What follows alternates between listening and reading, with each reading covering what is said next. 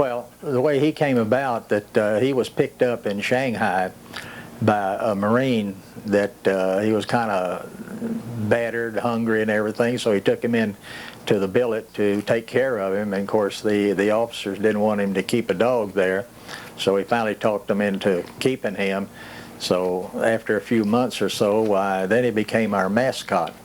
So he used to come down to the club and just go all over the club, and they even got him to drink beer, and so they made him a PFC with one stripe, and then after that he'd get drunk. Well, he'd just get a court-martial the same way as a Marine would get. So he finally made it up to sergeant one time, and he was busted many times, but he was our mascot. He went everywhere the Marines went, and in the wintertime, a coat that they would put over a dog, see, and then that would have Marine Corps, Soochow, and then have his chevrons on it, see.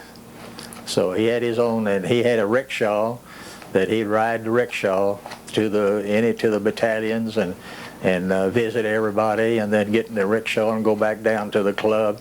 So he just kind of went all over everywhere, you know. So, but all the Marines took care of him, and boy, he was our mascot. So it's a regular thing, you would see him all over the place? We'd see him down the club more than anything. He stayed mostly at the 1st Battalion, because that's the one that picked him up and took care of him. But he came out to our battalion, and he spent 2 or 3 days there, and then he'd hop out of there and go back down to the club, and then from there he'd just go all over everywhere. So everywhere the Marines went, that's where he went.